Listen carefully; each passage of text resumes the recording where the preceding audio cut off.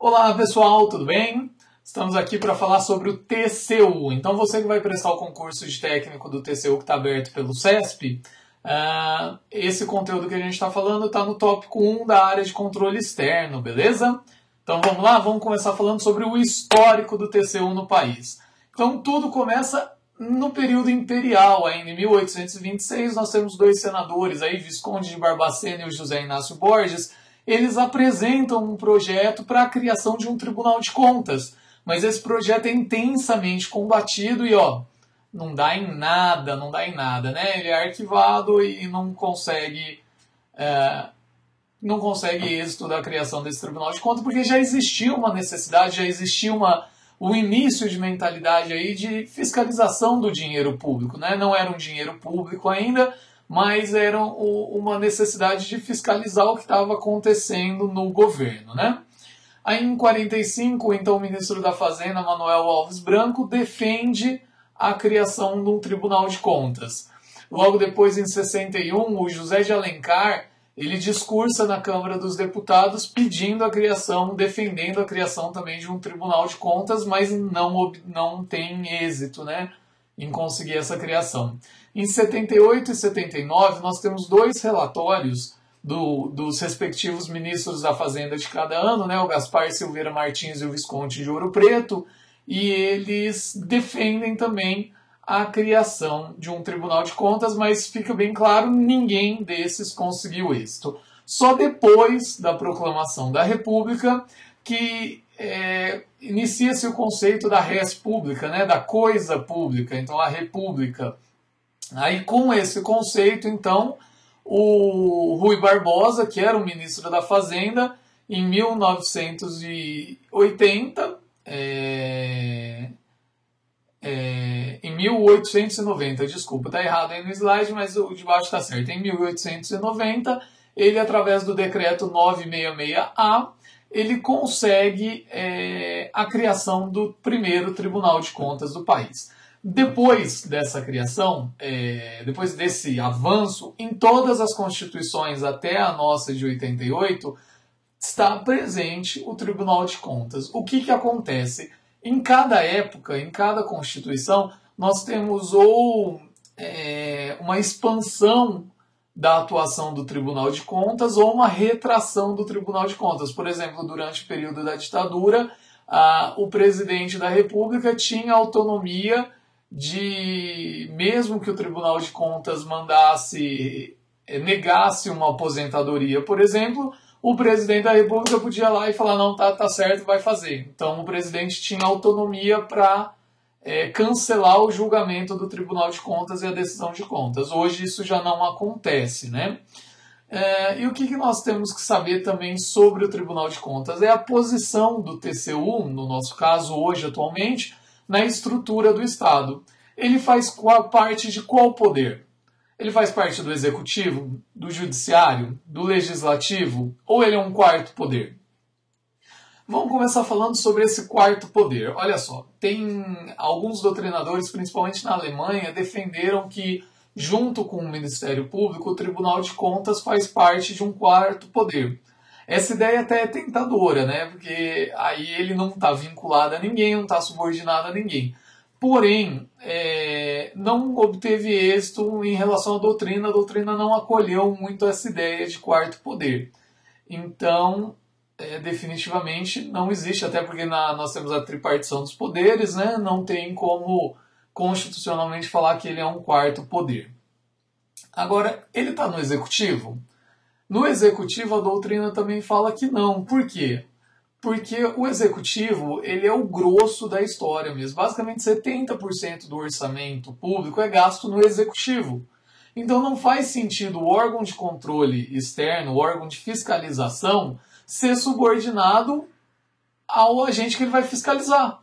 Então, quem está sendo fiscalizado não pode ser chefe, não pode ser hierarquicamente superior a quem está fiscalizando, concorda? Senão há um conflito de interesses aí, não faz sentido nenhum isso acontecer. Não faz parte também do Poder Judiciário. Por quê? Porque o TCU não tem o poder de fazer coisa julgada, né?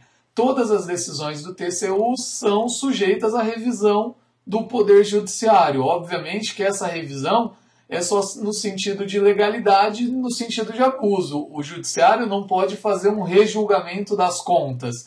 Ele pode determinar que o TCU faça um novo julgamento das contas, vista alguma ilegalidade que o TCU tenha cometido ou algum abuso nas atribuições do TCU. Mas o Judiciário não pode julgar as contas novamente.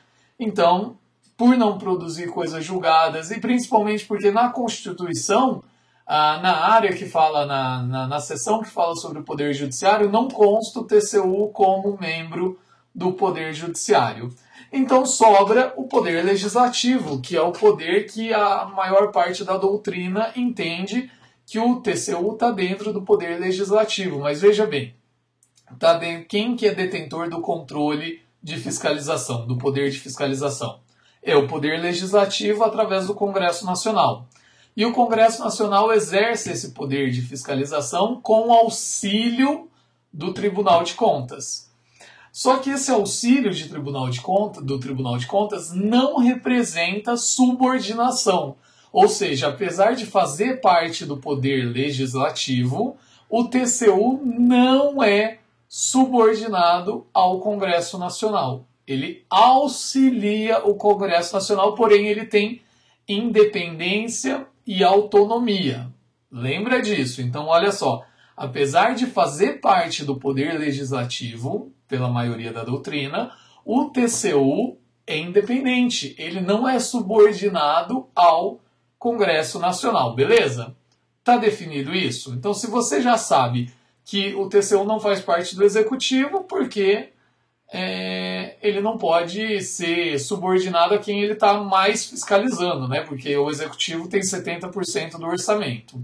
Ele não faz parte do Judiciário, porque na Constituição não consta o TCU como membro do Judiciário, e também porque o TCU não produz coisa julgada, ele está sujeito à revisão do Poder Judiciário.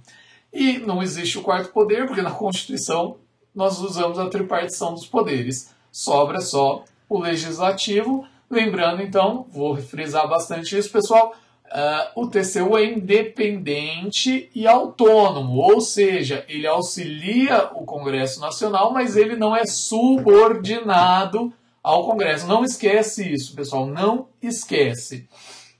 Mas aí a gente tem que saber também qual a natureza jurídica, né?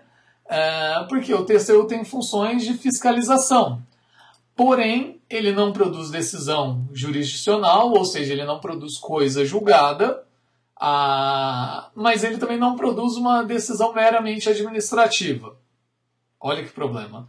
Não é só uma decisão, não é só um ato administrativo, mas também não é uma sentença judicial com trânsito em julgado, não é uma coisa julgada.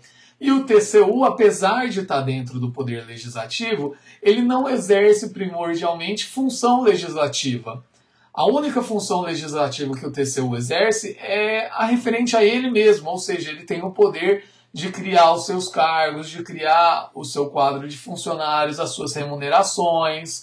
Ele tem o poder de se auto-organizar através da legislação. Essa legislação é de competência do TCU. Porém, ele não faz a legislação macro, né? A legislação no sentido geral, como o Congresso Nacional faz.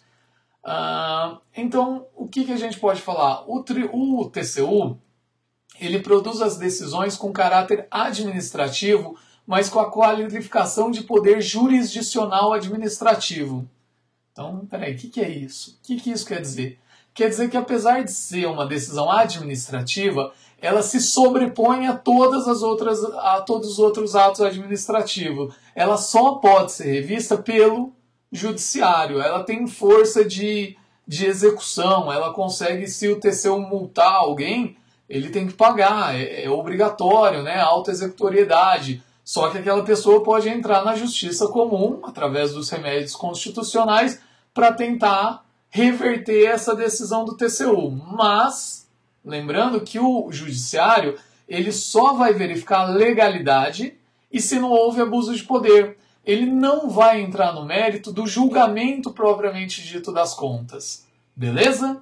Então nós já sabemos qual que é a natureza da função do TCU e nós já sabemos como ele está enquadrado no Estado. Então, ele está enquadrado no Poder Legislativo de forma independente e autônoma, sem ser subordinado ao Congresso. Ele auxilia o Congresso, mas não é subordinado.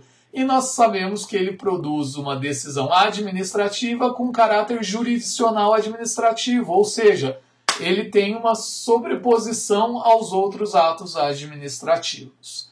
Beleza até aqui, pessoal? Espero que vocês tenham entendido até aqui. Vamos continuar então. Onde está o embasamento jurídico do TCU?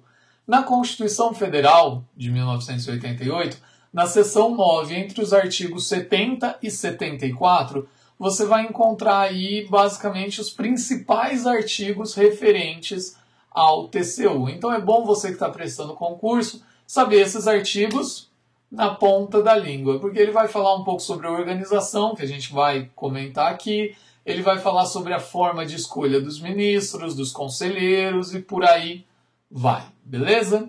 Então, quanto à composição, ele é integrado por 9 ministros, o Tribunal de Contas da União, tem sede no Distrito Federal, como eu já falei, tem quadro de servidores próprios, tem jurisdição em todo o território nacional e a Constituição expandiu as atribuições do Judiciário, né, as características do Judiciário, do artigo 96, ao TCU. Então ele pode organizar os seus quadros de servidores, férias, fazer os atos administrativos em relação aos seus servidores, esse tipo de coisa. Quais são os requisitos para ser ministro do TCU?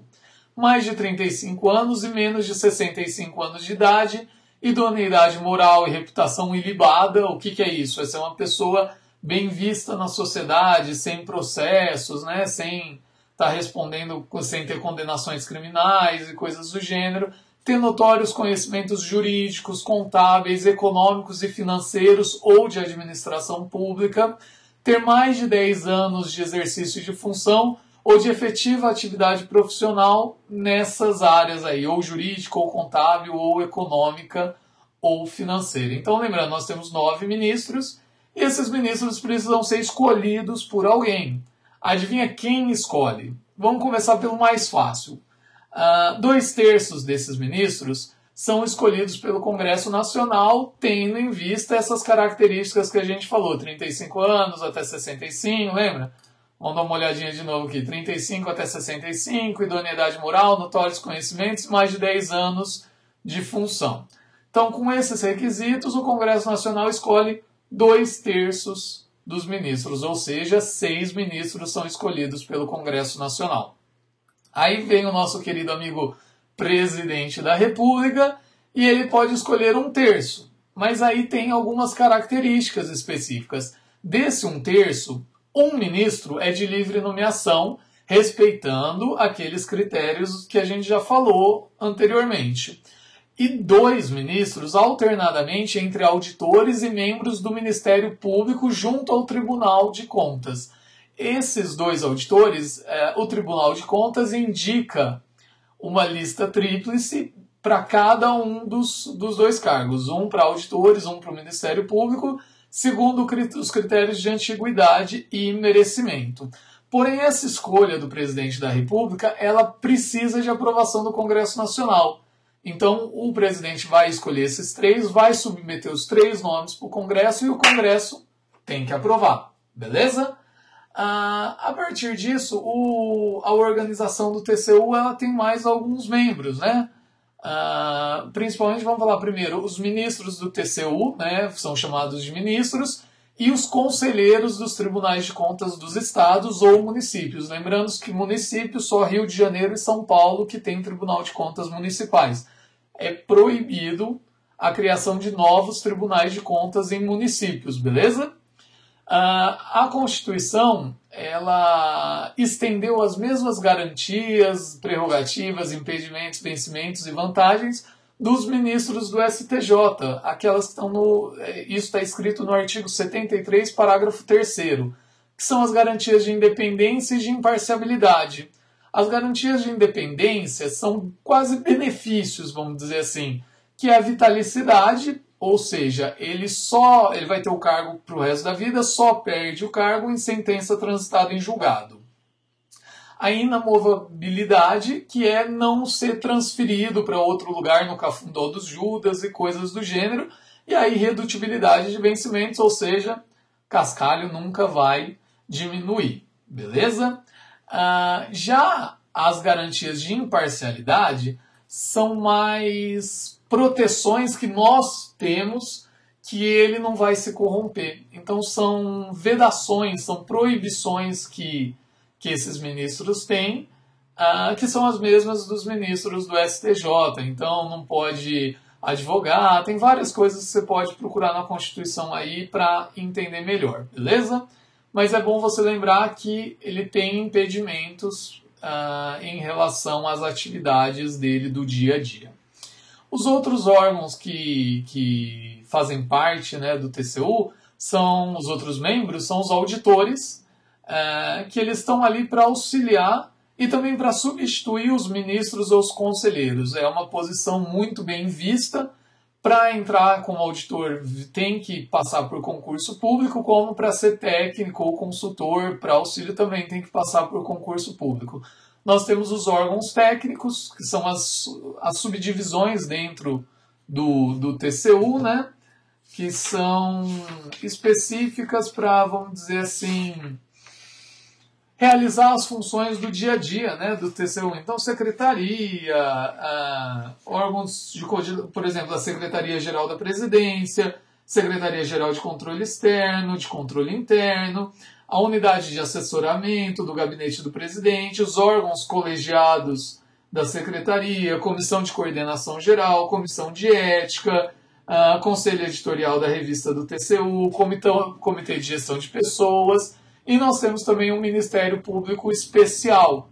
Algumas características desse Ministério Público Especial: ele tem independência para ação, porém ele não tem autonomia administrativa ou financeira. Ele é composto por um procurador-geral, 3 subprocuradores gerais e 4 procuradores. Basicamente, pessoal, essa é a organização e a história do TCU no Brasil. Isso aqui é um resuminho. Se vocês quiserem, eu indico um livro que eu tenho utilizado para estudar, que é muito, muito bom. Dá uma olhada aqui, ó, Controle de Gestão Pública. Ele é do Benjamin Zeiner e Juarez Freitas, é do Hélio Salmileski, O Controle da Gestão Pública, beleza? Esse livro é muito bom, é bem fácil de ler, é bem tranquilo, tá valendo a pena, vale o investimento. Ele é de 2011, então é bem atualizado. E para você que está prestando concurso, eu recomendo muito, estuda pelo livro, não estuda por apostila não, galera. A apostila, ó, no nível de prova que está tendo nos concursos, cobrando jurisprudência, cobrando coisa aprofundada, até para cargo de técnico, vale a pena investir num bom livro, viu, pessoal? Na próxima aula do TCU, nós vamos falar sobre fiscalização, sobre os tipos de fiscalização que o TCU faz, que o TCU realiza, beleza? Espero que vocês tenham gostado e até a próxima.